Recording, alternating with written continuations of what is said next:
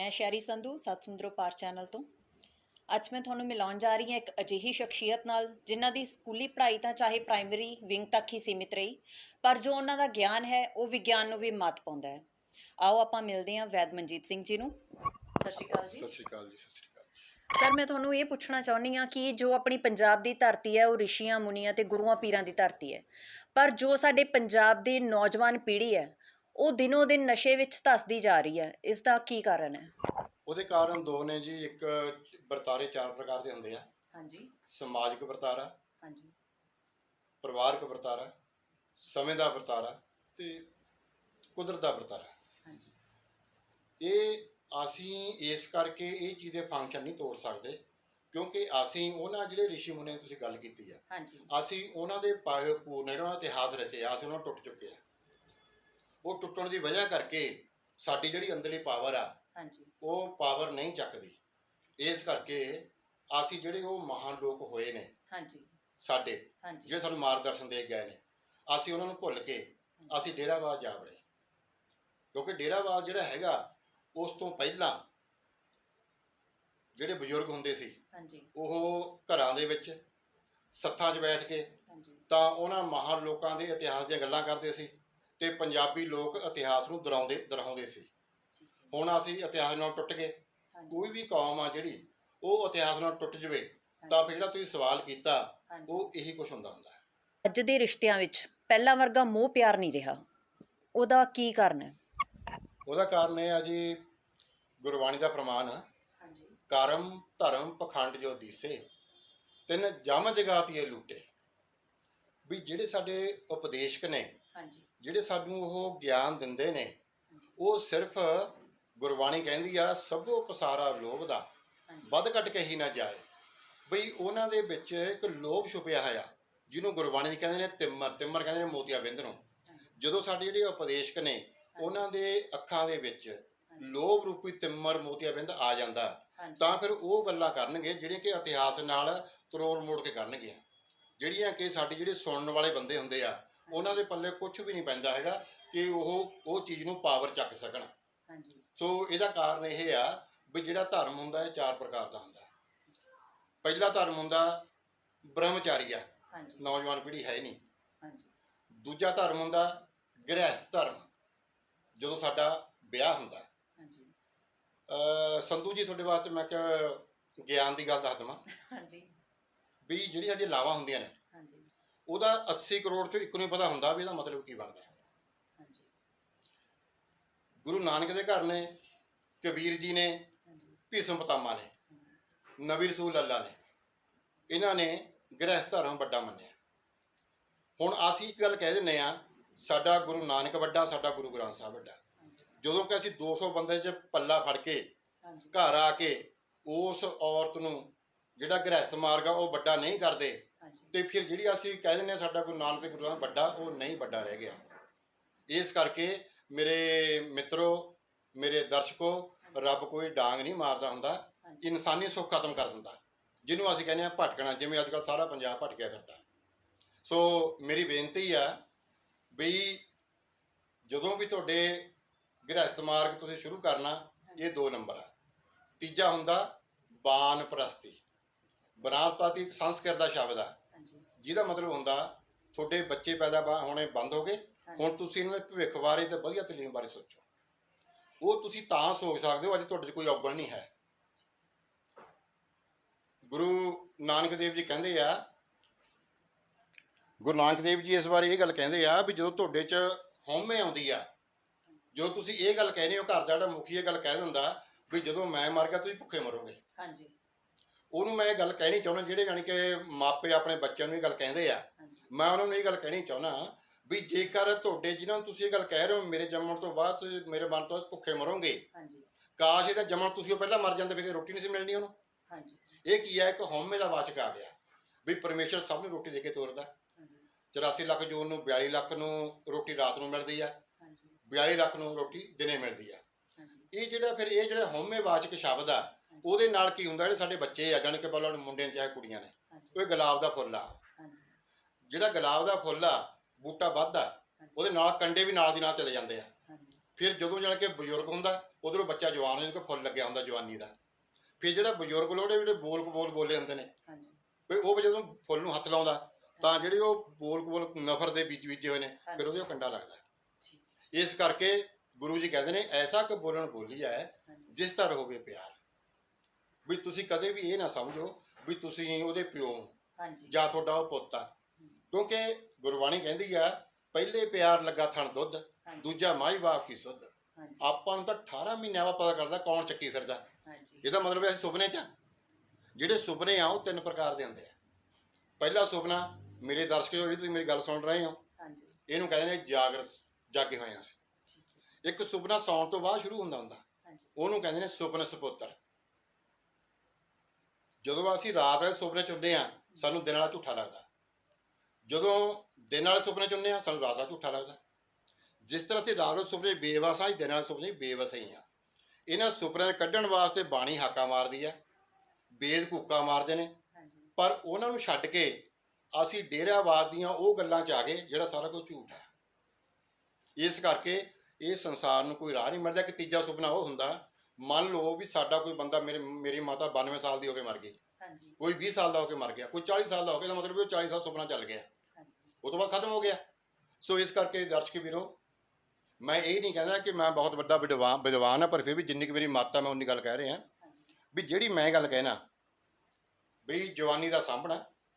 ਜਵਾਨੀ ਅੱਖ ਦੇ ਕੰਟਰੋਲ ਤੋਂ, ਕੰਨਾਂ ਦੇ ਕੰਟਰੋਲ ਤੋਂ, ਜੀਭ ਦੇ ਕੰਟਰੋਲ ਤੋਂ ਬਿਨਾਂ ਸਾਂਭੀ ਨਹੀਂ ਜਾ ਸਕਦੀ। ਇਹਦੇ ਵਾਸਤੇ ਗੁਰਬਾਣੀ ਕਹਿੰਦੀ ਆ, ਸ਼ਲੋਕ ਮਹਲਾ 9ਵਾਂ, ਗੁਰੂ ਤੇਗ ਬਹਾਦਰ ਜੀ ਨੇ ਜਿਹੜਾ ਇਹ ਸ਼ਬਦ ਆ ਸਾਡੀ ਨੌਜਵਾਨ ਲੜਕੀ ਤੇ ਨੌਜਵਾਨ ਲੜਕਿਆਂ ਤੇ ਲਾਇਆ ਹੋਇਆ।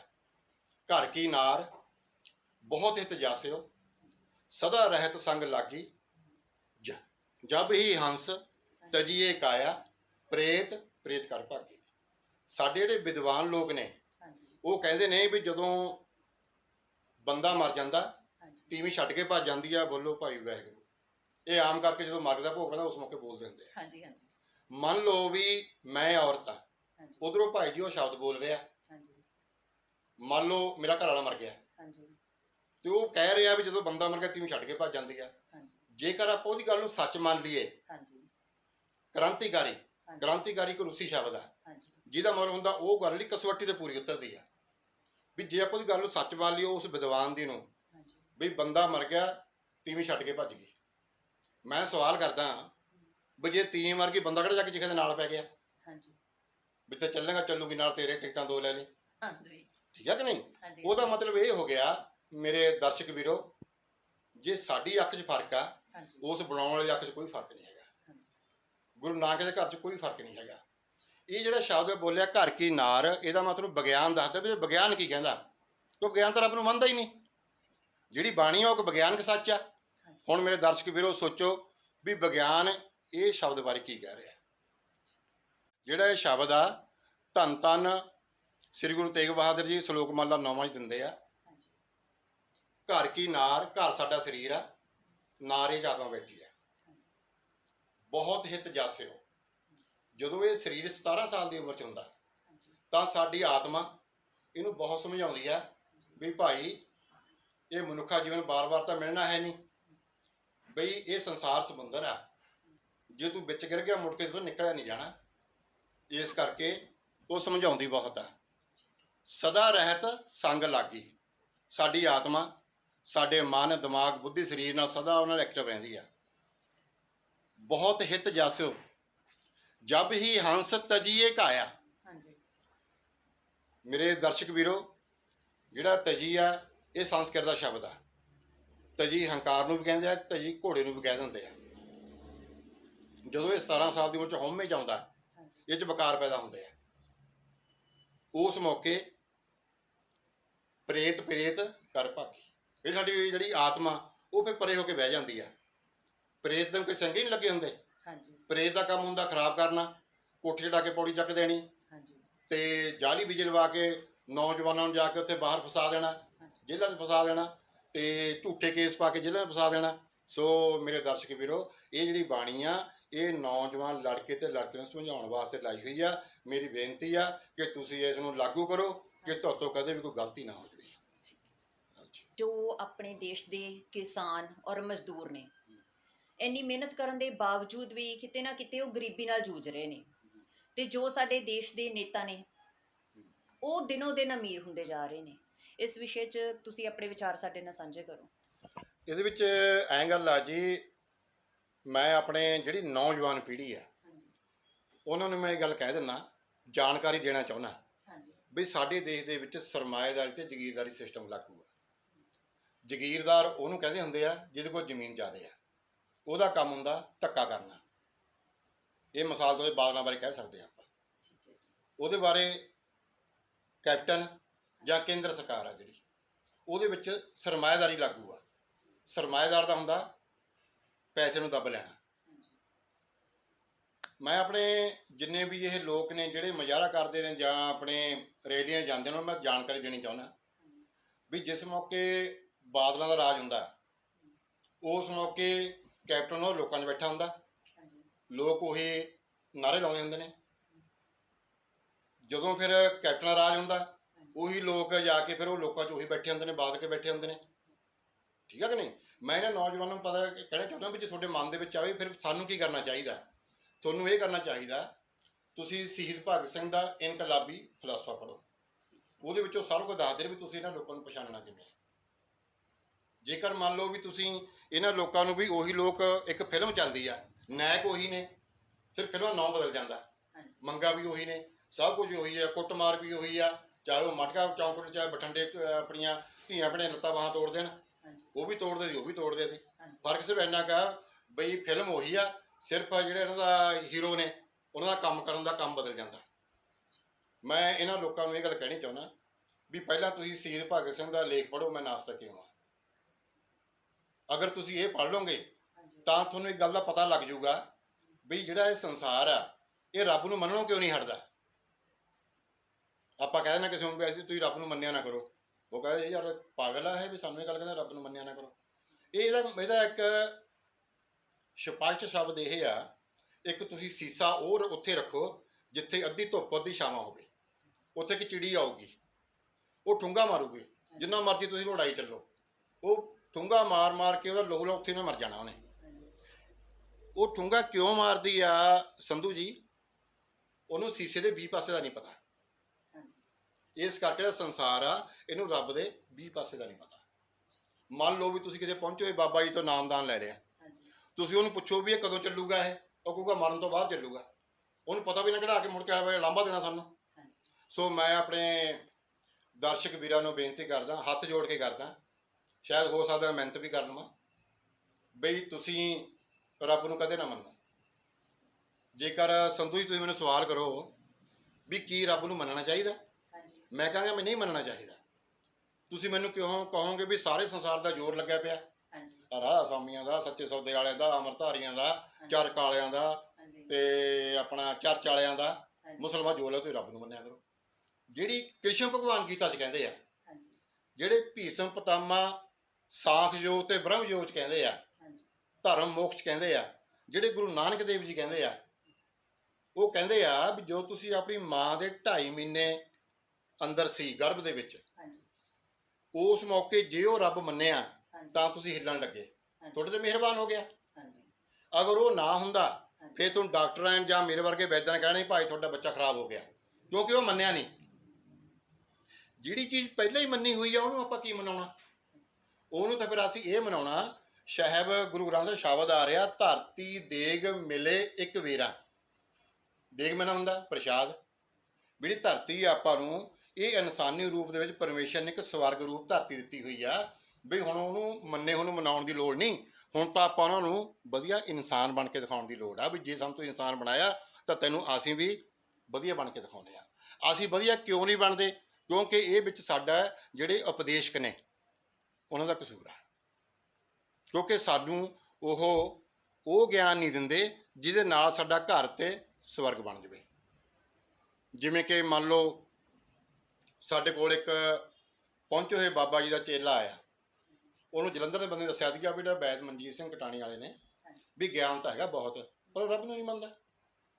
ਉਹ ਫਿਰ ਉਹ ਜਿਹੜਾ ਜਥੇਦਾਰ ਸੀਗਾ ਪਹੁੰਚੇ ਬਾਬਾ ਜੀ ਦਾ, ਹੁਣ ਤੁਸੀਂ ਮੈਨੂੰ ਸਵਾਲ ਕਰੋਗੇ ਤੁਸੀਂ ਪਹੁੰਚੇ ਬਾਬਾ ਜੀ ਕਾਹਤੇ ਕਹਿੰਦੇ ਹੋ, ਵੀ ਨਾਲੇ ਤੁਸੀਂ ਇਹਨਾਂ ਨੂੰ ਨਾਲੇ ਤੁਸੀਂ ਇਹਨਾਂ ਦੇ ਵਿੱਚ ਵਿਸ਼ਵਾਸ ਨਹੀਂ ਕਰਦੇ, ਰੱਬ ਨੂੰ ਨਹੀਂ ਮੰਨਣਾ ਚਾਹੀਦਾ, ਹਾਂ ਵੀ ਨਾਲੇ ਤੁਸੀਂ ਕਹਿੰਦੇ ਪਹੁੰਚੇ ਬਾਬਾ ਜੀ ਨੇ। ਹਾਂਜੀ ਸੋ ਸੰਧੂ ਜੀ ਪਹੁੰਚੇ ਬਾਬਾ ਜੀ ਮੈਂ ਤਾਂ ਕਹਿਣਾ, ਸ਼ਲੋਕ ਮਹਲਾ 9 ਗੁਰੂ ਤੇਗ ਬਹਾਦਰ ਜੀ ਮਹਾਰਾਜ ਸਾਰੀ ਬਾਣੀ ਚ ਦਾਸ ਦਾਸ ਦਾਸ ਤੋਂ ਬਿਨਾਂ ਨਹੀਂ ਬੋਲਦੇ।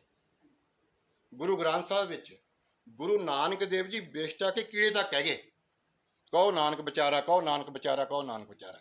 ਜਿਹੜੇ ਇਹ ਲੋਕ ਨੇ ਉਹ ਕਹਿੰਦੇ ਨਹੀਂ ਤੁਸੀਂ ਸਾਡੀਆਂ ਫੋਟੋਆਂ ਲਾਓ, ਸਾਡਾ ਨਾਮਦਾਨ ਲਾਓ ਤੇ ਤੁਹਾਨੂੰ ਅਸੀਂ ਧਾਰੋਂ ਰਾਜ ਦੇ ਦੱਖਣੀ ਬਾਈਪਾਸ ਤੇ ਬਾਹਰ ਕੱਢ ਦਾਂਗੇ, ਜਿਵੇਂ ਸਾਡੇ ਟਰਾਲੇ ਚੱਲਦੇ ਹੁੰਦੇ ਇਹਨਾਂ ਦੇ। ਇਹ ਕਹਿੰਦੇ ਆ ਵੀ ਤੁਹਾਨੂੰ ਅਸੀਂ ਨਰਕ ਤੋਂ ਬਚਾਵਾਂਗੇ। ਸੋ ਮੇਰੀ ਬੇਨਤੀ ਆ ਮੇਰੇ ਦਰਸ਼ਕ ਵੀਰੋ, ਚਾਹੇ ਤੁਸੀਂ ਕਿਸੇ ਵੀ ਦੇ ਚੇਲੇ ਹੋ, ਆਪਣੇ ਗੁਰੂ ਨੂੰ ਇਹ ਪੁੱਛੋ ਕਿ ਗੁਰਬਾਣੀ ਕਹਿੰਦੀ ਆ ਪਾਣੀ ਪੀਜੇ ਛਾਣ ਕੇ ਗੁਰੂ ਕੀਜੇ ਜਾਣ ਕੇ। ਗੁਰੂ ਨੂੰ ਦੇਖੋ ਵੀ ਕੀ ਉਹਨੂੰ ਪਰਲਾ ਕਨਾਲਾ ਦੀਦਾ ਜਾਂ ਸੰਸਾਰ ਦੇ ਵਿੱਚ ਇੱਥੇ ਹੀ, ਜਿਹਨੂੰ ਕਬੀਰ ਜੀ ਕਹਿੰਦੇ ਨੇ ਕਬੀਰ ਚੱਕੀ ਆਟਾ ਪੀਸ ਰਹੇ ਸਾਬਤ ਰਹੇ ਨਾ ਕੋ, ਜਿਨ੍ਹਾਂ ਨੂੰ ਆਸਰਾ ਰੱਬ ਦਾ ਜਾਂਦੇ ਕੀਲੀ ਨਾਲ ਖਲੋ। ਜਿਹੜਾ ਸੰਸਾਰ ਆ ਇਹ ਚੱਕੀ ਦੇ ਵਿੱਚ ਪੀਸਿਆ ਜਾ ਰਿਹਾ, ਫਿਰ ਇਹਦੇ ਵਿੱਚ ਨਾ ਕੋਈ ਪਹੁੰਚੇ ਬਾਬਾ ਜੀ ਬਚੇ ਨੇ, ਨਾ ਕੋਈ ਪਹੁੰਚਿਆ ਹੈ ਬਾਬਾ ਜੀ ਦਾ ਗੁਰੂ, ਨਾ ਬਚਿਆ ਦਾ ਕੋਈ ਵੀ ਨਹੀਂ। ਇਹਦਾ ਮਤਲਬ ਸੱਚ ਹੈ ਹੀ ਨਹੀਂ, ਇਸ ਵਾਰ ਕੋਈ ਬਚਿਆ ਨਹੀਂ ਹੈਗਾ। ਸੋ ਤੁਹਾਨੂੰ ਇਹ ਗੱਲ ਚਾਹੀਦਾ ਵੀ ਤੁਸੀਂ ਉਹ ਨਰਕ ਦੀ ਗੱਲ ਨਾ ਕਰੋ ਜਿਹੜੀ ਤੁਹਾਡੇ ਮਰਨ ਤੋਂ ਬਾਅਦ ਮਿਲਣਾ। ਜਿਹੜਾ ਕੁਦਰਤ ਨੇ ਇੱਥੇ ਨਰਕ ਪੈਦਾ ਕੀਤਾ ਹੋਇਆ ਤੁਸੀਂ ਉਹਦੀ ਜਾਣਕਾਰੀ ਲਓ। ਉਹ ਤੁਹਾਨੂੰ ਤੁਹਾਡੇ ਬਾਬਾ ਜੀ ਪਹੁੰਚੇ ਨਹੀਂ ਦੱਸਣਗੇ, ਲੇਕਿਨ ਮੈਂ ਜ਼ਰੂਰ ਦੱਸ ਦੂੰਗਾ। ਤੁਸੀਂ ਭਗਵਤ ਪੁਰਾਣ 5ਵਾਂ ਸਕੰਦ 27ਵਾਂ ਅਧਿਆਇ ਪੜ੍ਹੋ, ਜਿਹਦੇ ਵਿੱਚ ਸੁਖਦੇਵ ਮੁਨੀ ਜੀ ਨਰਕਾਂ ਬਾਰੇ ਦੱਸਦੇ ਨੇ, ਜਿਹਦਾ ਨਾਮ ਹੈਗਾ ਸੰਸਮਨੀ ਪੁਰੀ। ਜਿਹੜੀ ਪੂਰੀ ਦੂਰੀ ਬਣਦੀ ਆ ਸਮੇਰ ਪਰਬਤ ਤੋਂ ਕੀਨੀਆ, ਸਮਾਈ ਮਾਰਾ ਪਾਰਕ, ਐਕੋਵੈਂਗੋ ਡੈਲਟਾ, ਠੀਕ ਆ ਜੀ, ਤੇ ਮਾਰਾ ਮਾਰਾ ਨਦੀ, ਸੈਰਾਗੈਂਟੀ ਪਾਰਕ। ਮੇਰੇ ਦਰਸ਼ਕ ਵੀਰੋ, ਉਹ ਸਾਡਾ ਕੁਦਰਤ ਨੇ ਸੁਖਦੇਵ ਮੁਨੀ ਜੀ ਉਹਨੂੰ ਸੰਸਮਨੀ ਪੁਰੀ ਕਹਿੰਦੇ ਆ। ਜਿਹੜਾ ਨਰਕ ਆ ਉਹਦੇ ਵਿੱਚ ਕੀ ਆ, ਜਿਹੜੇ ਲੋਕਾਂ ਦੇ ਬਹੁਤ ਵੱਡੇ ਪਾਪ ਕੀਤੇ ਹੋਏ ਨੇ, ਜਿਵੇਂ ਗਾਂਧੀ ਲਾ ਲਓ, ਨਹਿਰੂ ਲਾ ਲਓ, ਇੰਦਰਾ ਰਾਜੀਵ ਗਾਂਧੀ ਲਾ ਲਓ, ਆ ਜਿੰਨੇ ਵੀ ਸਾਡੇ ਪੁਲਿਸ ਵਾਲੇ ਨੇ ਉਹਨਾਂ ਨੂੰ ਲਾ, ਜਿਨ੍ਹਾਂ ਦੇ ਜਾਣੀ ਕਿ ਮੈਂ ਇਹ ਨਹੀਂ ਕਹਿੰਦਾ ਸਾਰੇ ਪੁਲਿਸ ਵਾਲੇ ਮਾੜੇ ਹੁੰਦੇ ਨੇ, ਇਹ ਨਹੀਂ ਮੈਂ ਕਹਿ ਸਕਦਾ ਹੈਗਾ, ਪਰ ਆ ਜਿਹੜੇ ਹੁਣ ਕਾਰਫਿਊਜ ਕਿੰਨੀ ਦੁਨੀਆ ਕੁੱਟ-ਕੁੱਟ ਕੇ ਮਾਰਦੀ, ਬਿਨਾਂ ਵੱਲ ਬੱਤਾ ਬਾਹਾਂ ਤੋੜਤੀਆਂ ਹੈ ਨਾ, ਅੱਜ ਤਾਂ ਮਾੜੀ ਕਹਾਂਗੇ ਵੀ ਜਿਨ੍ਹਾਂ ਨੇ ਗਰੀਬਾਂ ਦਾ ਘਾਣ ਕਰਤਾ, ਮੋਰ ਰੈਰ ਹੋਣ ਤੋਂ ਬਾਅਦ ਕਹਿ ਦੇਣਗੇ ਅੱਜ ਤਾਂ ਜੀ ਗਰੀਬਾਂ ਨੂੰ ਬੜਾ ਮਾਣ ਦਿੱਤਾ। ਸੋ ਮੇਰੇ ਵੀਰੋ, ਜਿਨ੍ਹਾਂ ਨੇ ਬਹੁਤ ਘੋਰ ਪਾਪ ਕੀਤੇ ਹੁੰਦੇ ਆ ਉਹਨਾਂ ਨੂੰ ਲੱਕੜ ਬੱਗਾ, ਉੱਥੇ ਜਾਨਵਰ ਦੇਖ ਲਓ, ਡਿਸਕਵਰੀ ਚੈਨਲ ਤੇ ਐਨੀਮਲ ਪਲੈਨਟ ਤੇ ਦੇਖ ਲਿਓ, ਉਹਨਾਂ ਨੂੰ ਉਹ ਜਿਉਂਦੇ ਨੂੰ ਮਗਰੋਂ ਖਾਂਦੇ ਆ। ਜਿਨ੍ਹਾਂ ਦੀ ਪਾਪ ਦੀ ਕੁਆਂਟ ਥੋੜੀ ਥੱਲੇ ਆ ਜਾਂਦੀ ਆ, ਉਹਨਾਂ ਬੜੇ ਜੰਗਲੀ ਕੁੱਤੇ ਨੇ, ਉਹ ਫਿਰ ਪੇਟ ਤੋਂ ਖਾਂਦੇ ਆ। ਜਿਹੜੇ ਮੇਰੇ ਵਰਗੀ ਕੁਆਲਿਟੀ ਆ ਜਾਂਦੀ, ਮੈਂ ਵੀ ਵਿੱਚ ਹੀ ਆ, ਜੇ ਮੈਂ ਕਹਾਂ ਮੈਂ ਧਰਮਾਤਮਾ, ਇਹ ਗੱਲ ਗਲਤ ਆ ਨਾ, ਕਿਉਂ ਕਲਯੁਗ ਜੀਵਾ ਮੱਤ ਕੱਚੀ ਆ। ਜਿਹੜੇ ਮੇਰੇ ਵਰਗੇ ਹੁੰਦੇ ਨੇ, ਫਿਰ ਜਿਹੜਾ ਸ਼ੇਰ ਹੁੰਦਾ ਉਹ ਉਹਨੂੰ 5 ਮਿੰਟ 'ਚ ਮਾਰ ਦਿੰਦਾ, ਉਹ ਬਹੁਤ ਟਾਈਮ ਨਹੀਂ ਲਾਉਂਦਾ ਹੈਗਾ। ਉਹ ਨਰਕ ਆ ਮੇਰੇ ਦੋਸਤੋ। ਉਹ ਨਰਕ ਨੂੰ ਪਛਾਣਨ ਵਾਸਤੇ ਪਰਮੇਸ਼ਰ ਜੀ ਨੇ 84 ਲੱਖ ਜੂਰ ਨੂੰ ਭੋਜਨ ਫਰੀ ਦਿੱਤਾ। ਇੱਕ ਬੰਦਾ ਜਿਹਨੂੰ ਪੈਸੇ ਦੇ ਕੇ ਚੀਜ਼ ਮਿਲਦੀ ਆ, ਜੇਕਰ ਸਾਡਾ ਉਹ ਪੈਸਾ ਇਮਾਨਦਾਰੀ ਨਾਲ ਆਉਂਦਾ ਜਾਂਦਾ, ਧਰਤੀ ਦੇ ਜਿਉਣ ਦਾ ਆਨੰਦ ਬਹੁਤ ਆ। ਪਿੱਛੇ ਜੇ ਰਣਜੀਤ ਬਾਵਾ ਜੀ ਦਾ ਇੱਕ ਸੌਂਗ ਆਇਆ ਸੀ, ਜਿਨ੍ਹਾਂ ਕਰਕੇ ਉਹਨਾਂ ਨੂੰ ਮਾਫੀ ਮੰਗਣੀ ਪਈ। ਤੁਹਾਡੇ ਇਸ ਬਾਰੇ ਕੀ ਵਿਚਾਰ ਨੇ, ਕਿ ਉਹਨਾਂ ਨੇ ਮਾਫੀ ਮੰਗ ਕੇ ਸਹੀ ਕੀਤਾ ਜਾਂ ਉਹਨਾਂ ਨੂੰ ਮਾਫੀ ਨਹੀਂ ਸੀ ਮੰਗਣੀ ਚਾਹੀਦੀ? ਦੇਖੋ ਜੀ ਸੰਧੂ ਜੀ, ਮੇਰੇ ਹਿਸਾਬ ਦੇ ਨਾਲ ਜਿਹੜਾ ਰਣਜੀਤ ਬਾਵਾ ਜੀ ਨੇ ਮਾਫੀ ਮੰਗੀ ਆ, ਉਹਦਾ ਬਹੁਤ ਬਹੁਤ ਧੰਨਵਾਦ ਹੈ, ਕਿਉਂਕਿ ਉਹ ਸਾਡੇ ਪੰਜਾਬ ਨੂੰ ਬਚਾ ਕੇ। ਗੁਰਬਾਣੀ ਦਾ ਫਰਮਾਨ ਹੈ, ਮੂਰਖ ਨਾਲ ਨਾ ਲੂਝੀਏ, ਪੜ੍ਹ ਅੱਖਰ ਇਹੋ ਬੁੱਝੀਏ, ਮੂਰਖ ਦਾ ਨਾ ਕਰੀਏ ਸਾਥ, ਅੱਗਿਓ ਮੂਰਖ ਟੱਕਰੇ ਬੰਨ ਖਲੋਈਏ ਹਾਥ। ਵੈਰ ਜਿਵੇਂ ਤੂੰ ਕਹਿੰਦਾ ਆਪਣੇ ਠੀਕ ਆ। ਮੇਰੀਆਂ 2 ਭੈਣਾਂ ਵਿਆਹੁਣ ਵਾਲੀਆਂ ਨੇ, ਬਜ਼ੁਰਗ ਮੇਰਾ ਮੰਜੇ ਤੇ ਪਿਆ, ਵੀ ਮੈਂ ਕਿਤੇ ਆ ਕਿਸੇ ਪਿੱਛੇ ਲੜਦਾ ਮੈਂ ਚੰਗਾ ਲੱਗਦਾ ਕਿਤੇ। ਦੂਜੀ ਗੱਲ ਇਹ ਆ ਵੀ ਮੈਂ ਜਿਹੜੇ ਲੋਕ ਇਹ ਮੂਤ ਪਿੱਛੇ ਜਾਂ ਗਊਆਂ ਪਿੱਛੇ ਰੌਲਾ ਪਾਈ ਫਿਰਦੇ ਆ, ਉਹਨਾਂ ਨੂੰ ਬੇਨਤੀ ਕਰਦਾ ਮੇਰੇ ਰੱਬ ਵਰਗੇ ਵੀਰੋ, ਪਹਿਲਾਂ ਤੁਸੀਂ ਇਹ ਦੇਖ ਲਓ ਵੀ ਇਹ ਗਊਆਂ ਹੈਗੀਆਂ ਵੀ ਨੇ। ਜਿਵੇਂ ਤਰ੍ਹਾਂ ਅਸੀਂ ਹੁਣ ਪੰਜਾਬੀ ਨਹੀਂ ਰਹੇ, ਪੰਜਾਬੀਆਂ ਦੂਰ ਦੇ ਰਿਸ਼ਤੇਦਾਰ ਰਹਿ ਗਏ, ਪੰਜਾਬੀ ਤਾਂ ਖਤਮ ਹੋ ਗਏ। ਉਹ ਜਦੋਂ ਡੇਰਾਬਾਦ ਸ਼ੁਰੂ ਹੋ ਗਿਆ, ਹਥਿਆਰ ਨਾਲ ਟੁੱਟ ਕੇ ਪੰਜਾਬੀ ਖਤਮ ਹੋ ਗਏ। ਇਸ ਤਰ੍ਹਾਂ ਜਿਹੜੀਆਂ ਗਊਆਂ ਨੇ, ਇਹ ਗਊਆਂ ਨਹੀਂ ਹੈ, ਇਹ ਗਊਆਂ ਦੇ ਦੂਰ ਦੀਆਂ ਰਿਸ਼ਤੇਦਾਰ ਨੇ। ਮੈਂ ਇਹਨਾਂ ਲੋਕਾਂ ਨੂੰ ਬੇਨਤੀ ਕਰ ਰਿਹਾ, ਗਊਆਂ ਪਿੱਛੇ ਆਹ ਮੂਤ ਪਿੱਛੇ ਘੜਮਾਸ ਪਾਈ ਫਿਰਦੇ ਆ, ਵੀ ਪਹਿਲਾਂ ਤੁਸੀਂ ਡਿਸਕਵਰੀ ਚੈਨਲ ਜਾਂ ਐਨੀਮਲ ਪਲਾਂਟ ਵਾਲਿਆਂ ਨੂੰ ਬੁਲਾ ਕੇ ਵੀ ਤੁਸੀਂ ਇਹਨਾਂ ਦਾ DNA ਚੈੱਕ ਕਰਾਓ। ਗਊਆਂ ਨਹੀਂ ਆਉਣਗੇ, ਵਿੱਚੋਂ ਕੁਝ ਹੋ ਰਿਹਾ ਆਊਗਾ, ਪਤਾ ਨਹੀਂ ਕੀ ਆਊਗਾ। ਉਹ ਜਿਹੜਾ ਨਾਂ ਆ ਉਹ ਵਿਗਿਆਨੀ ਉਹ ਰੱਖ ਸਕਦੇ ਨੇ, ਪਰ ਨਾਂ ਕੀ ਰੱਖਣਗੇ? ਉਹ ਗਊਆਂ ਨਹੀਂ ਹੈਗੀਆਂ। ਇਸ ਕਰਕੇ ਰਣਜੀਤ ਬਾਵਾ ਜੀ ਤੁਹਾਡਾ ਬਹੁਤ ਬਹੁਤ ਧੰਨਵਾਦ ਆ ਕਿਉਂਕਿ ਸਾਡਾ ਜਿਹੜਾ ਪੰਜਾਬ ਦਾ ਹਜ਼ਾਰਾਂ ਸਾਲ ਦਾ ਵਿਰਸਾ, ਜਦੋਂ ਸਿਕੰਦਰ ਦੁਨੀਆ ਜਿੱਤਣ ਲਈ ਆਇਆ ਤਾਂ ਸਾਡੇ ਪੰਜਾਬੀ ਵੀਰਾਂ ਨੇ, ਸਾਡੇ ਵੱਡਾ ਵੀਰ ਆ ਉਹ, ਜਿਹਨੂੰ ਅਸੀਂ ਮਾਣ ਦਿੰਦੇ ਹਾਂ, ਵਾਹ ਵੀ ਵਾਹ, ਸ਼ਾਬਾਸ਼, ਤੇਰੇ ਕੋਟੀ ਕੋਟ ਨਮਸਕਾਰ ਆ, ਜਿਹਨੇ ਇੱਕ ਬੰਦੇ ਨੂੰ ਧਰਤੀ ਨੂੰ ਜਿੱਤਣ ਵਾਲੇ ਨੂੰ ਇੱਥੇ ਰੋਕ ਕੇ ਰੱਖਤਾ। ਉਹ ਸਾਡਾ ਇਤਿਹਾਸ, ਜਿੰਨੇ ਵੀ ਦਰਾ ਖੈਬਰ ਤੋਂ ਪੱਛਮ ਵੱਲੋਂ ਧਾੜ ਵੀ ਆਏ, ਕਿਸੇ ਵੀ ਪੰਜਾਬੀ ਨੇ ਉਹਨਾਂ ਨੂੰ ਅੰਦਰ ਨਹੀਂ ਵੜਨ ਦਿੱਤਾ। ਜੇ ਵੜ ਗਿਆ ਸੁੱਕਾ ਗਿਆ ਵੀ ਹੈ ਨਹੀਂਗਾ। ਉਹ ਤੋਂ ਬਾਅਦ ਸਾਡੀ ਆਨੰਦਪੁਰ ਸਾਹਿਬ ਦੀ ਭਾਈ ਬਚਿੱਤਰ ਸਿੰਘ ਦੀ ਨਾਗਣੀ, ਚਮਕੌਰ ਦੀ ਗੜੀ, ਸਰਹੰਦ ਦੀਆਂ ਦੀਵਾਰਾਂ ਤੇ ਮੁਕਤਸਰ ਦੀ ਢਾਬ ਤੇ ਆਪਣਾ ਜਮਰੌਦ ਦਾ ਕਿਲਾ, ਜਿਨ੍ਹਾਂ ਨੇ ਯੁੱਗ ਪਲਟ ਕੇ ਰੱਖਤਾ। ਕਾਸ਼ ਇਹ ਬਾਬਾ ਜੀ ਤੁਸੀਂ ਮਾਫੀ ਨਾ ਮੰਗਦੇ ਤਾਂ ਕੱਲ੍ਹ ਨੂੰ ਸਾਡੀ ਪਾਣੀਪਤ ਦੀ ਲੜਾਈ ਹੋ ਜਾਂਦੀ। ਅੱਗੇ 3 ਲੜੀਆਂ ਗਈਆਂ ਨੇ ਪਾਣੀਪਤ ਦੇ ਮੈਦਾਨ ਦੇ ਵਿੱਚ। ਫਿਰ ਚੌਥੀ ਲੜਾਈ ਦੇ ਵਿੱਚ 10ਵੀਂ ਕਲਾਸ ਦੀ ਸਮਾਜਿਕ ਸਿੱਖਿਆ ਵਾਲੀ ਮਾਸਟਰੀ ਨੇ ਕਿਹਾ ਕਰਨਾ ਸੀ, ਭੈਣ ਜੀ ਨੇ, ਵੀ ਬੱਚਿਓ ਜਿਹੜੀ ਚੌਥੀ ਲੜਾਈ ਲੜੀ ਕਾਹਦੇ ਬਾਰੇ ਲੜੀ? ਕਿਉਂ ਕਹੋਗੇ ਮੂਤ ਪਿੱਛੇ ਲੜ ਪਈ ਦੀ ਇਹ। ਵੀ ਦੇਖੋ ਵੀ ਅਸੀਂ ਮੂਤ ਪਿੱਛੇ ਲੜਦੇ ਚੰਗੇ ਨਹੀਂ ਲੱਗਦੇ ਹੈਗੇ, ਕਿਉਂਕਿ ਜਿਹੜੀ ਸਾਡੀ ਮਹਾਨ ਕੌਮ ਆ, ਉਹ ਯੋਧਿਆਂ ਸੂਰਿਆਂ ਦੀ ਕੌਮ ਆ, ਅਸੀਂ ਐ ਪਿੱਛੇ ਚੰਗੇ ਨਹੀਂ ਲੱਗਦੇ। ਇਸ ਕਰਕੇ ਵੀਰੇ ਸਾਡੀ ਮਾਫੀ ਮੰਗਾਈ, ਤੁਹਾਨੂੰ ਵੀ ਕਹਿੰਦੇ ਸਾਨੂੰ ਮਾਫੀ ਦੇ ਦਿਓ ਤੁਹਾਨੂੰ ਤਾਂ, ਕਿਉਂਕਿ ਸਾਨੂੰ ਕੰਮ ਬਹੁਤ ਨੇ ਅਜੇ ਪੰਜਾਬ ਨੇ। ਅਸੀਂ ਜਿਹੜੇ ਸਾਡੇ ਪੰਜਾਬ ਦੇ ਵਿੱਚ ਵੀਰ ਸਾਡੇ ਨਸ਼ਿਆਂ 'ਚ ਗਰਸੇ ਹੋਏ ਨੇ, ਵੀ ਉਹਨਾਂ ਨੂੰ ਅਸੀਂ ਬਚਾਉਣਾ। ਵੀ ਐ ਸਾਡੇ ਕੋਲ ਬੇਲ ਨਹੀਂ ਹੈਗਾ। ਵੀ ਸਾਡੇ ਵੱਲੋਂ ਇੱਕ ਵੀ ਮੇਰੀ ਇਹ ਕੇਸ ਸੁਣ ਕੇ, ਮੇਰੀ ਵੀਡੀਓ ਸੁਣ ਕੇ ਜੇ ਇੱਕ ਵੀ ਵੀਰ ਜਾਣੀ ਕਿ ਇਹ ਦਲਦਲ 'ਚੋਂ ਨਿਕਲ ਗਿਆ ਤਾਂ ਫਿਰ ਜਿਹਨੂੰ ਗੁਰੂ ਜੀ ਕਹਿੰਦੇ ਆ, ਕੋਈ ਹਰਿਓ ਬੂਟ ਰਹੀ ਹੋਰੇ। ਵੀ ਕੋਈ ਇੱਕ ਬੰਦਾ ਵੀ ਜਾਣੀ ਕਿ ਮੰਨ ਲਾ ਇਹ ਚੀਜ਼ ਤੋਂ ਸਿੱਖਿਆ ਲੈ ਗਿਆ ਤਾਂ ਮੇਰਾ ਤਾਂ ਅਸਲੀ ਇਹ ਜੱਗ ਹੋ ਗਿਆ, ਅਗਲੇ ਘਰ ਦੇ ਵਿੱਚ ਸੁਖੀ ਆ, ਖੁਸ਼ੀ ਆ ਗਈ। ਸੋ ਇਸ ਕਰਕੇ ਮੇਰਾ ਬਹੁਤ ਬਹੁਤ ਧੰਨਵਾਦ ਆ। ਉਹਨੇ ਮਾਫੀ ਮੰਗੀ ਆ ਵੀ ਉਹ ਪੰਜਾਬ ਨੂੰ, ਇਤਿਹਾਸ ਨੂੰ ਬਚਾ ਗਿਆ।